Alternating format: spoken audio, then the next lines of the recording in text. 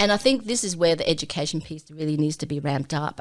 There's more organisations now getting their leaders trained up in psychosocial hazards, which is really, really important.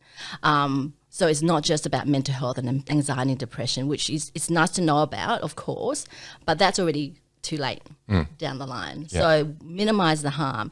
Look at the level of control and autonomy, whether there's reward and recognition, is the change management done well? All of those things that you don't think is actually psychology, or even mental health, but it absolutely is, because anything that's within the organisation that stresses people out over time is a hazard. And it's most definitely something that we should be considering as leaders to minimise as much as possible. Yeah, Dia Day, who was on Wednesday's episode, talked to this water dripping on a rock kind of analogy, right? Yeah. You don't see the damage that's being done until the rock cracks. Absolutely. Yeah. Yeah. And if you look at stats and burnout, that's another piece that's really skyrocketing as well. So how do we minimise all of these, like job demands and lack of clarity, all of those things as well?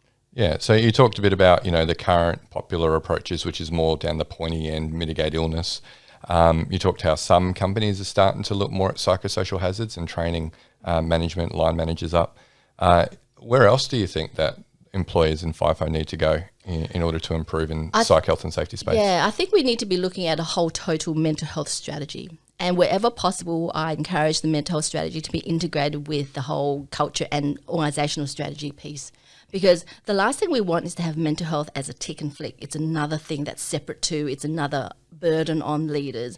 We need to be integrating this into the culture so that psychologically healthy workplaces isn't just a tick and flick, but it's part of doing business as usual.